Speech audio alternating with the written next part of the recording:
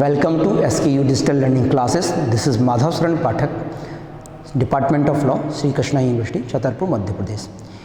यह जो लेक्चर मैं आपको आज डिलीवर्ड करने जा रहा हूँ, ये लेक्चर नामांतरण प्रक्रिया पर है। नामांतरण एक बहुत ही कॉमन वर्ड है जो हर व्यक्ति की जानकारी में रहता है, जिसके पास ज़मीन है या जिसकी पैतृक ज़मीन है या किसी भी प्रकार से वो ज़मीन से ताल्लुक़ रखता है। आपको पता है कि मध्य प्रदेश भू राजस्व संहिता 2 प्रकार की ज़मीनों की बात करता है, जिनके संबंध में अधिकारों के बारे में सारी चीज़ें बताई गई हैं। तो जो ज़मीन है, ज़मीन आपकी 2 प्रकार की होती हैं। एक होता है ऑक्यूपाइड लैंड,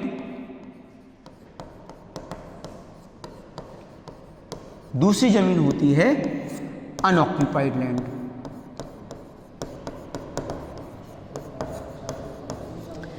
ये जो ऑक्यूपाइड लैंड है, इसको हिंदी में इसको दखल युक्त जमीन बोलते हैं, ठीक है ना। और अनऑक्यूपाइड लैंड जो जमीन होती है वो होती है दखल रहित भूमि। बिल्कुल ये वर्ड आपको एकदम क्लियर कर रहे हैं कि ऑक्यूपाइड एंड अनऑक्यूपाइड। ऑक्यूपाइड क्या हुआ? जिस पर कोई व्यक्ति दखल रखता है, मतलब किसी न किसी प्रकार से वो काबिज है, कब्जे में है, पोजीशन में है और उसका अधिकार है। एक बात आई है दखल रहित भूमि। ये अगर आप साधारणतः दखल युक्त जमीन को जानना चाहें तो ये होती हैं प्राइवेट लैंड, ठीक है ना। व्यक्तिगत जमीनें होती हैं प्राइवेट लैंड, और दूसरी क्या होती हैं? गवर्नमेंट लैंड या शासकीय भूमियाँ। अशासकीय भूमि, शासकीय भूमि। शासकीय भूमियों में क्या रहता है? आपके पहाड़ हो गए, नदी हो गई, या ऐसी जमीन जो शासन के नाम दर्ज है, वो है अनऑक्यूपाइड लैंड। और जिन जमीनों पर आप खेती कर रहे हैं, आप पट्टे के रूप में खेती कर रहे हैं या किसी भी प्रकार से आपका उसमें दखल है, ऑक्यूपाइड है, तो वो क्या हो गई?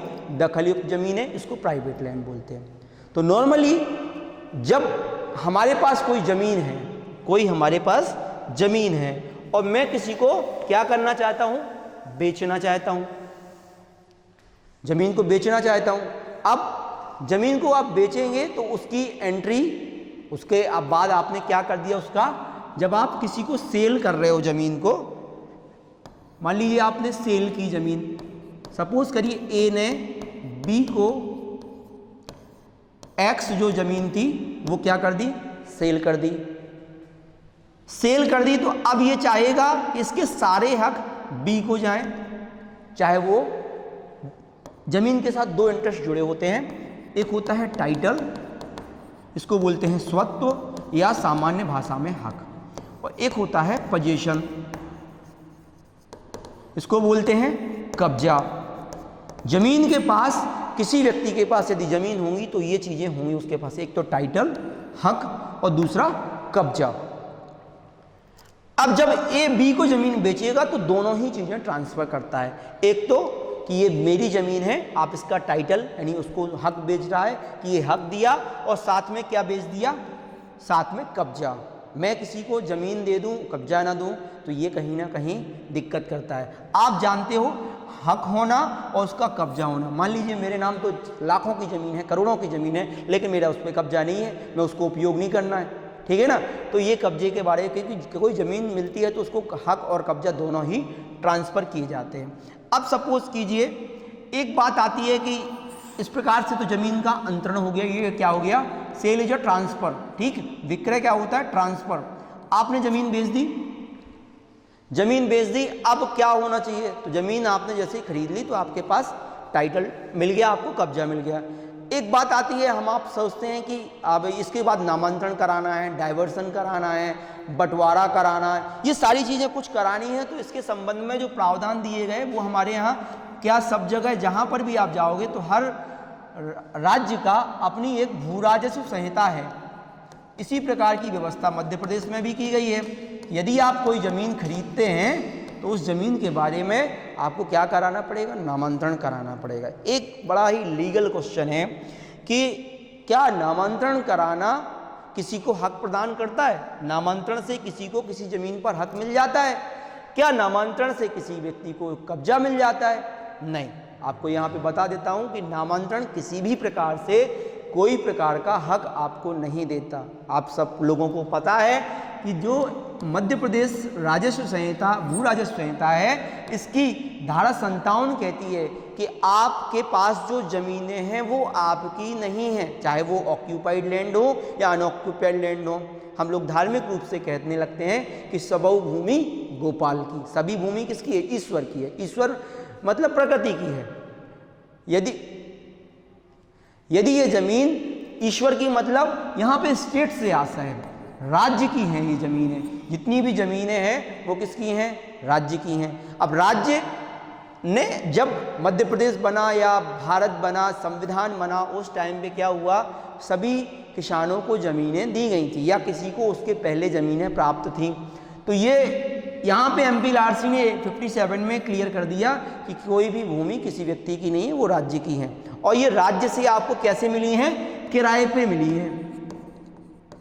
ठीक, यदि ये जो ज़मीनें बिकी, टाइटल और कब्जा मिला, तो जब किराया पहले ए दे रहा था जब उसके नाम ज़मीन थी, अब ये जब मैंने मान लीजिए कोई चीज़ ट्रांसफ़र करी तो बी के पास पहुंची, अब बी के पास पहुंची तो बी को भी किराया देना पड़ेगा। तो ये जो नामांतरण की व्यवस्था है, ये जो नामांतरण वर्ड आता है आपका MPLRC में, ये क्या कहता है कि अब रेंट कौन पे करेगा। तो ये जो नामांतरण प्रक्रिया है, इसमें जब जैसे ही आपने कोई हित अर्जित किया, हक अर्जित किया, कब्जा प्राप्त किया, तो उसके संबंध में अब जिस तारीख को आपने रजिस्ट्री कराई, जिस तारीख पर आपने सेल डीड पर लिखा, उस तारीख से अब किराया ए ने यदि ज़मीन बेची है तो अब ये किराया कौन देगा? बी देगा। यहाँ पे ये बिल्कुल आप ये सेंटेंस नोट करके रखें कि जो नामांतरण प्रक्रिया है ये किसी को स्वत्व नहीं प्रदान करती। नामांतरण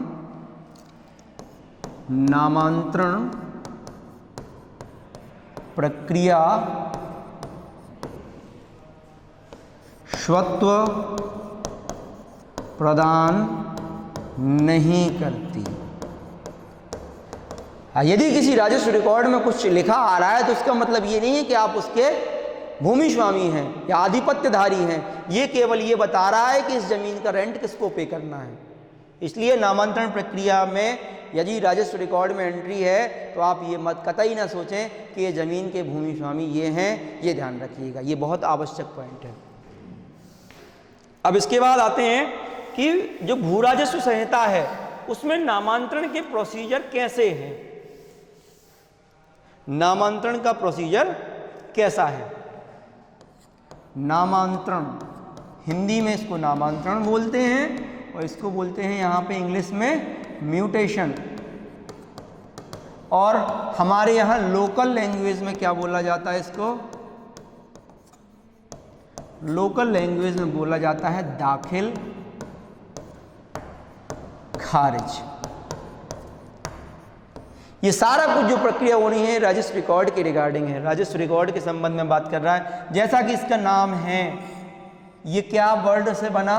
नाम प्लस अंतरण, इंग्लिश में बोला गया म्यूटेशन, लोकल लैंग्वेज में बोलता है दाखिल खारिज।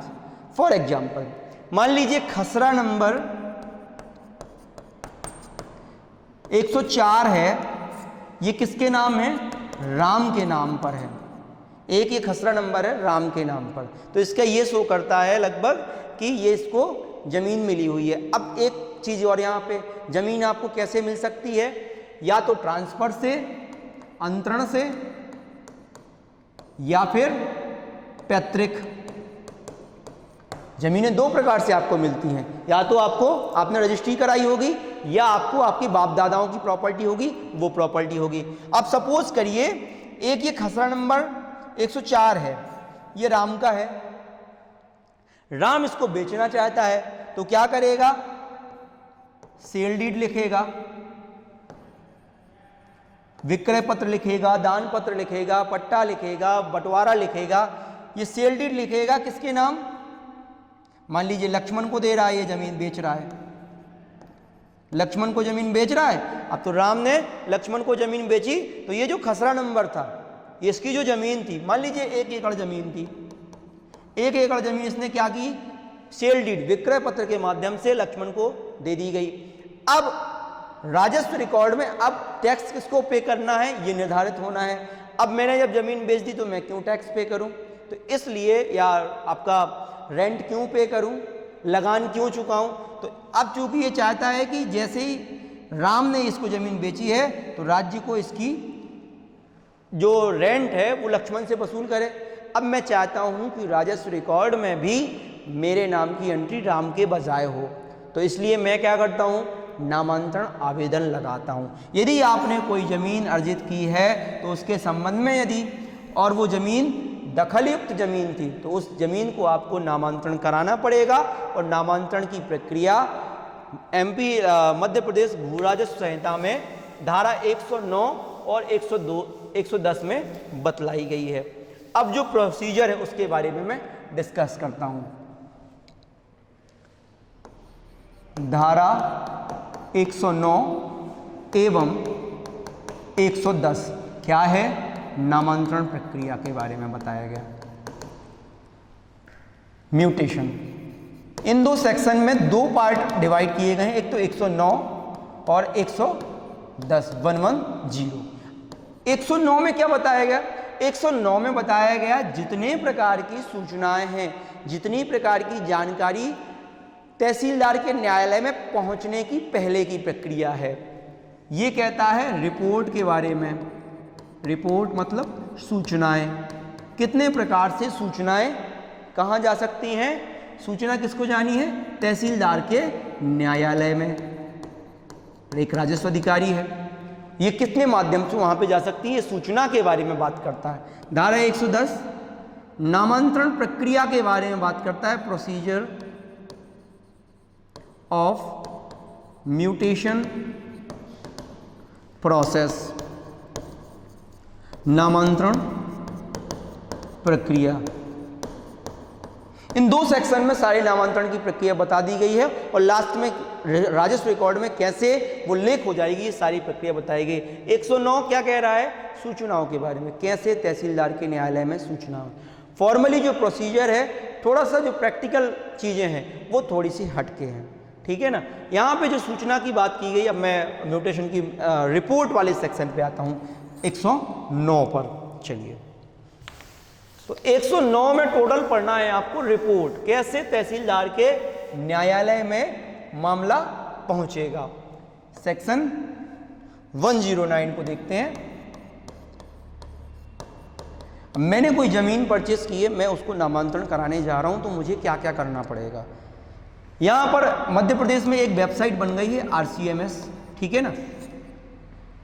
ये जो पोर्टल है, वेबसाइट है, इस वेबसाइट पर नामांतरण के आवेदन ऑनलाइन ग्रहण किए जाते हैं। ऑनलाइन आप एप्लीकेशन कर सकते हैं। एक यहां पर वर्ड आता है लोक सेवा गारंटी के अंतर्गत। आजकल क्या है, मध्य प्रदेश शासन ने स्टार्ट किया है कि लोगों को कम से कम परेशानी में ज़्यादा से ज़्यादा लाभ प्रदाय किए जाएं, और ज़्यादा से ज़्यादा लाभ प्रदाय करने के लिए क्या करना पड़ेगा, निःशुल्क हो और साथ में क्या हो, किसी प्रकार का पक्षपात ना हो। इन सारी प्रक्रियाओं के लिए उन्होंने क्या किया है, इन नामांतरण प्रक्रिया को क्या कर दिया है, ऑनलाइन कर दिया है। ऑनलाइन ऑफलाइन दोनों प्रकार से हो सकता है, लेकिन ऑनलाइन प्रोसीजर अब हमारे शासन ने अडॉप्ट कर लिया है और मैक्सिमम जो नामांतरण प्रक्रियाएं हो रही हैं वो ऑनलाइन ही हो रही हैं। ऑनलाइन करने के लिए क्या करना पड़ेगा आपको, ऑनलाइन में जो आपका पोर्टल कियोस्क वाले व्यक्ति हैं जो ऑनलाइन काम करते हैं, उन लोगों के पास आप जाएंगे, या आप घर बैठे भी ऑनलाइन कर सकते हैं, और ऑनलाइन आप आवेदन करेंगे कि फला ज़मीन थी, ये ज़मीन थी, उस ज़मीन को मैंने इस व्यक्ति से खरीद लिया है। जब आप ऑनलाइन आवेदन करेंगे तो उस आवेदन के टाइम पे आपके पास क्या होना चाहिए, आधार कार्ड की कॉपी, रजिस्ट्री की कॉपी, ठीक है। रजिस्ट्री की कॉपी के बाद खसरा की कॉपी लगती है, जो आप जिस ज़मीन को आपने खरीदा है तो खसरे की कॉपी लगेगी, और साथ में आपको आजकल कहीं कहीं पे 1959-60 की नकल भी मांगते हैं। तो ये जो संबंधित डॉक्यूमेंट हैं, जैसे ही आपने ऑनलाइन आवेदन किया, ये आवेदन के बाद आपका नामांतरण आवेदन हो जाएगा। अब नामांतरण आवेदन जैसे ही वहाँ पे पहुँचेगा तहसीलदार के पास, तो वहाँ पर आपको एक प्रोसीजर बता दिया जाएगा। ये आपको ये ऑफलाइन भी डॉक्यूमेंट जमा करने पड़ते हैं, और डॉक्यूमेंट जमा करने के बाद तहसीलदार क्या करता है, तहसीलदार उसकी सुनवाई करता है। वो जो सुनवाई करता है वो 110 में बताई गई है, उसके बारे में ब्रीफली बताऊंगा। ऑनलाइन में केवल इतना काम करना है। इसके बाद एक आपको डेट बता दी जाएगी, उस डेट पर जाकर आपको उस तहसीलदार के ऑफिस में अपीयर होना है। अब बात आती है कि प्रोसीजर 109 में क्या क्या बताया गया, तो आपको बता दें जो 109 क्लॉज 1 कहता है वो 2 अधिकारियों की सूचना की बात करता है, रिपोर्ट की बात करता है। रिपोर्ट, सूचना, आपको क्या करना है, 6 माह के भीतर विदिन 6 मंथ किसको सूचना देनी है, जो संबंधित वहां का पटवारी है, पटवारी को, या वहां पर एक वर्ड आ गया है नगर सर्वेक्षक, नगर सर्वेक्षक। आपको पहले नंबर क्या करना है, जैसे ही आपने जमीन खरीदी आपको पटवारी को या जो नगर सर्वेक्षक है उसको 6 माह के भीतर अपने अधिकार अर्जन की रिपोर्ट देनी है। ये वहाँ पर ऑब्लिक दिया गया, आप तहसीलदार को भी दे सकते हैं डायरेक्ट, जैसा ऑनलाइन में आप करते हो, ठीक है। तहसीलदार को भी ये सूचना, लेकिन कितने दिन में देनी है, 6 माह के भीतर। जिस दिन आप रजिस्ट्री कराई उसको 6 माह के भीतर आपको वो सूचना देनी पड़ेगी। एक क्लॉज तो शासन ने ये बना दिया, ऑनलाइन आवेदन करोगे तो भी उनके जो RCMS पे प्रकरण दर्ज होते हैं वहां पर पहुंच जाता है, पहला। इसके बाद आते हैं दूसरा प्रोविजन क्या है, शासन के द्वारा एक गाइडलाइन रजिस्ट्रार ऑफिस में, आप जानते हो जो रजिस्ट्रार ऑफिस के यहाँ पंजीयन होता है, ठीक है ना। दूसरा क्लॉज क्या कह रहा है, ये कह रहा है रजिस्ट्रार ऑफिस के यहाँ पंजीयन जो कार्यालय होता है रजिस्ट्रार ऑफिस, रजिस्ट्रार ऑफिस में जो रजिस्ट्रियां होंगी उसकी सूचना कहाँ भेजी जाएगी, तहसीलदार कार्यालय में भेजी जाएंगी। पहले ये जानकारियां नहीं भेजी जाती थी, जिससे क्या होता था, नामांतरण की प्रक्रिया में कहीं ना कहीं पार्शियलिटी हो जाती थी और गलत प्रकार से रजिस्ट्रियां होती थी, गलत तरीके से विक्रय पत्र लिखाए जाते थे और कहीं ना कहीं भ्रामकता पैदा होती थी। इसलिए मध्य प्रदेश शासन ने जो अमेंडमेंट किया, संशोधन किया, और संशोधन के अधीन उन्होंने क्या किया, एक रजिस्ट्रार ऑफिस के लिए क्लॉज जोड़ दिया कि रजिस्ट्रार ऑफिस भी जितनी रजिस्ट्रियां होंगी उसके संबंध में सूचना कहाँ भेजेगा, तहसीलदार कार्यालय में। ये हो गया एक क्लॉज। इसके बाद जो तीसरा क्लॉज आता है 109 का तीसरा क्लॉज क्या कहता है, तीसरा क्लॉज कह रहा है कि जैसे ही आपने पटवारी को सूचना दी या नगर सर्वेक्षक को सूचना दी या तहसीलदार को सूचना दी, तो उसके संबंध में जिस दिन आपने चाहे ऑनलाइन या ऑफलाइन उसके अधिकार अर्जन की रिपोर्ट दी है, तो आपको क्या करना पड़ेगा, आपको 30 दिन के भीतर, 30 दिन के भीतर, जिस दिन आपने सूचना दी 30 दिन के भीतर संबंधित पक्षकार को, जो पक्षकार आवेदन कर रहा है, पक्षकार को मूल दस्तावेज कहाँ पेश करना पड़ेंगे, 30 दिन के भीतर उस पटवारी को या नगर सर्वेक्षक के समक्ष आपको प्रस्तुत होना पड़ेगा कि आप वहाँ पर प्रस्तुत हों। जैसे ही ये डॉक्यूमेंटेशन क्लॉज 3 का आपका कंप्लीट हो जाता है तो आपकी लगभग फाइल नामांतरण की तैयार हो गई। नेक्स्ट आता है एक, यहाँ पर आपको सावधानी बरतनी है। सावधानी क्या बरतनी है, यदि आपने जो ये प्रक्रिया है उस प्रक्रिया को फॉलो नहीं किया, आप जानते हो यदि कोई शासन ने प्रक्रिया बनाई है और उस प्रक्रिया को आप पालन नहीं करते हो तो नॉर्मल सी बात है, वहाँ पे क्या लगता है, पनिशमेंट मिलती है, जुर्माना लगता है। तो जो चौथा क्लॉज कहता है जुर्माने की बात करता है, कौन देगा, तहसीलदार देगा। कितना देगा, 5,000 रुपये तक, ठीक है ना, 5,000 रुपीस तक जुर्माना लगेगा। कब लगेगा, जब आपने सेक्शन 109 क्लॉज 1 और क्लॉज 3 इस प्रक्रिया को फॉलो नहीं किया गया, अर्थात यदि आपने रिपोर्ट करने में चूक की है। क्लॉज 1 में आपने 6 महीने के अंदर उसको सूचना दी, फिर उसने पटवारी ने, RI ने, जो भी वहाँ पे अधिकारी था संबंधित, उसने मांगी आपसे डॉक्यूमेंट, जानकारी, वो आपने नहीं दी, तो ऐसी स्थिति में क्या होगा, ऐसी स्थिति में आपको तहसीलदार के पास वो सूचना दे देगा कि सर इसने आवेदन किया था लेकिन जानकारी नहीं दे रहा, या इसने आवेदन ही नहीं किया। तो ऐसी स्थिति में तहसीलदार कितना करेगा, 5,000 रुपये तक का जुर्माना आपके अधिकार अर्जन की रिपोर्ट ना करने के संबंध में दे सकता है। इसलिए यहाँ पे ध्यान रखें, जब आप रजिस्ट्री कराएं, जब आप कोई डीड लिखाएं तो उसके संबंध में क्या करेंगे, जानकारी तहसीलदार पटवारी को देंगे, और साथ में जब वो दस्तावेज 1 महीने के अंदर मांगे जा रहे हैं वो नहीं देते हैं तो ऐसी स्थिति में तहसीलदार आपके ऊपर जुर्माना अधिरोपित कर सकता है।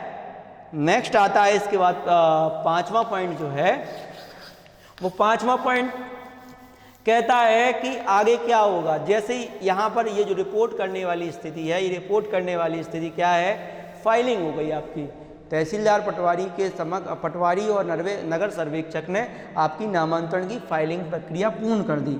देन आता है कि 5वां क्लॉज कहता है, केवल इतना बात करता है कि आगे की जो प्रक्रिया होगी वो 110 के अधीन होगी। मतलब जो आपने आवेदन किया वो आवेदन की पूरी प्रक्रिया 109 है। आवेदन के बाद अब मामला कहाँ पहुँचेगा, तहसीलदार के यहाँ। तो तहसीलदार किन प्रक्रियाओं को फॉलो करेगा नामांतरण में, उसके बारे में डिस्कस करते हैं।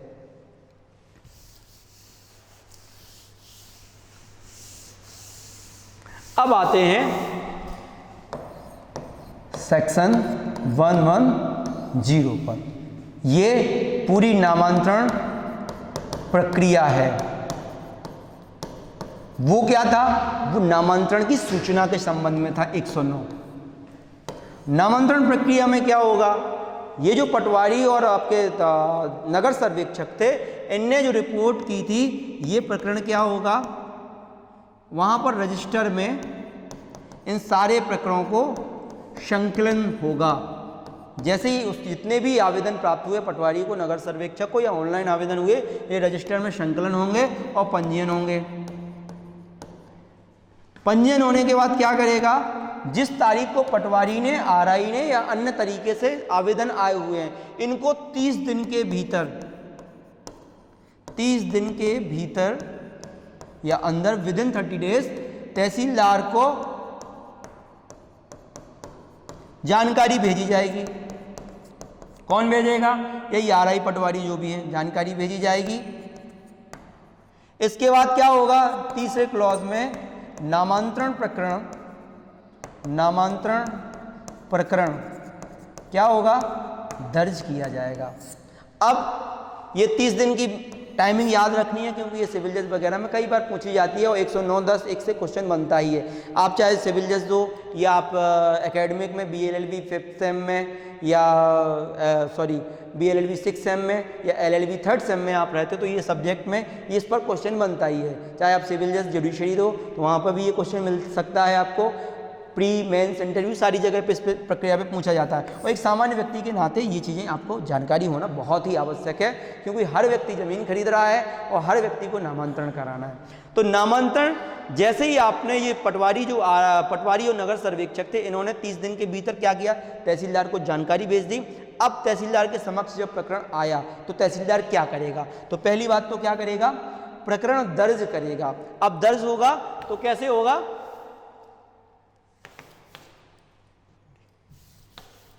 जो प्रकरण दर्ज होना है वो कैसे होगा, प्रकरण दर्ज करने की वो एक प्रक्रिया क्लॉज 3 में बताई गई, क्या क्या तहसीलदार करेगा उसके बारे में 110 सब क्लॉज 3 एक्सप्लेन करता है। अब आते हैं क्लॉज 3 पर। क्लॉज 3 क्या कह रहा है, तहसीलदार कितने दिन के भीतर, 15 दिन के भीतर, जैसे ही उसको प्रकरण मिला 15 दिन के भीतर क्या करेगा, प्रकरण दर्ज करेगा। ठीक, पहला। दूसरा, संबंधित पक्षकारों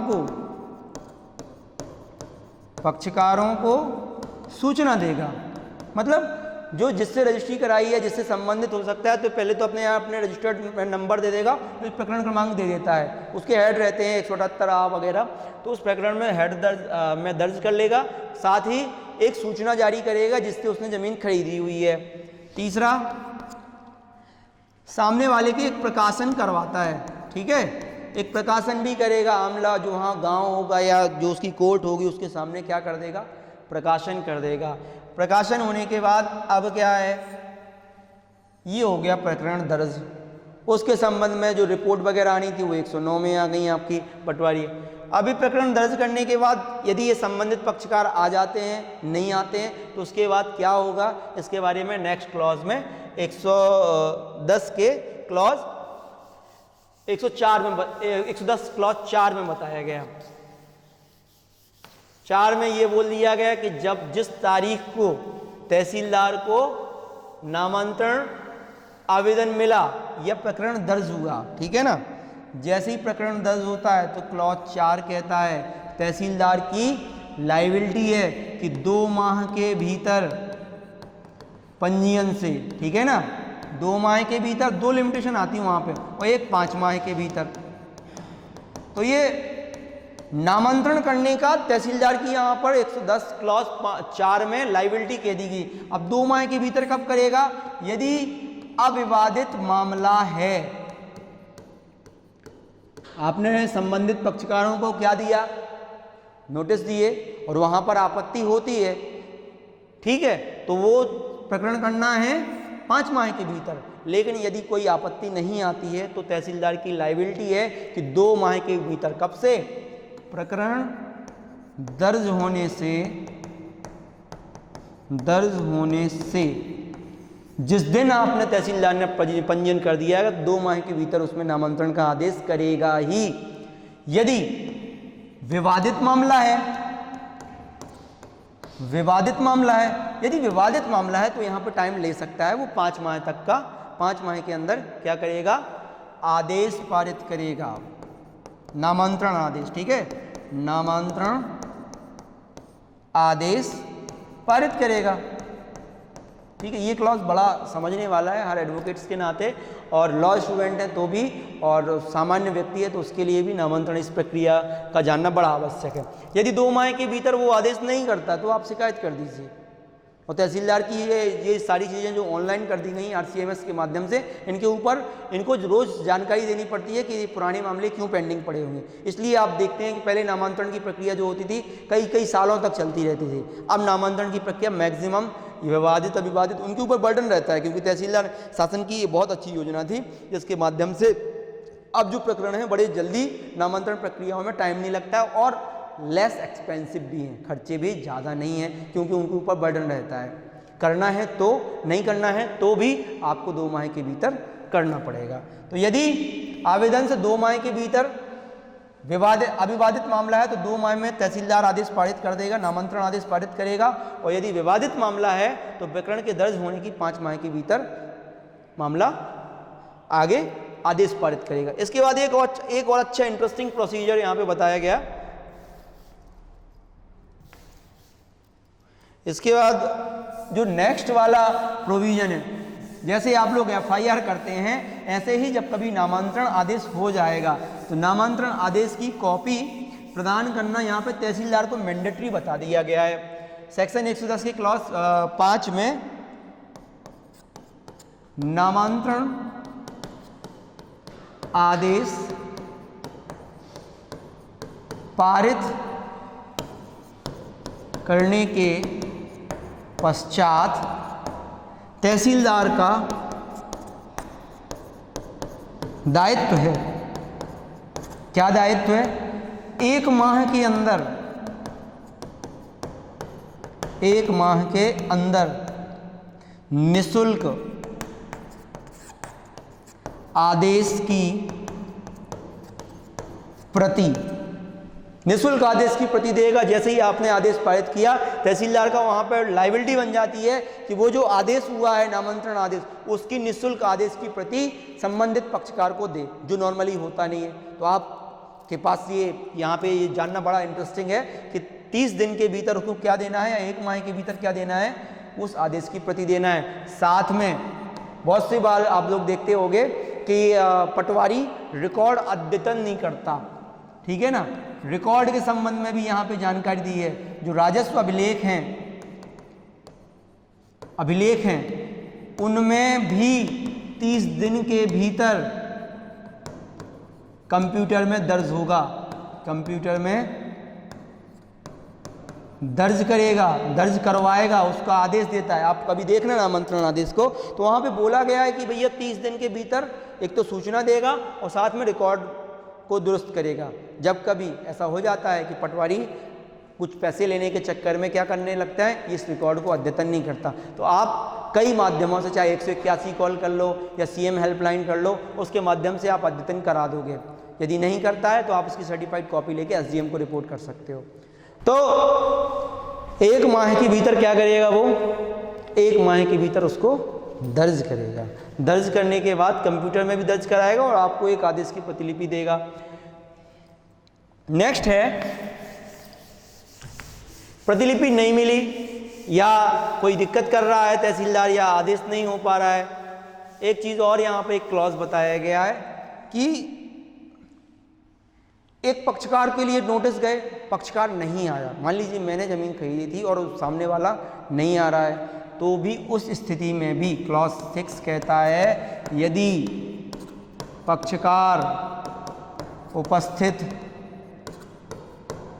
विरोधी पक्षकार लिख लें, विरोधी पक्षकार उपस्थित नहीं होता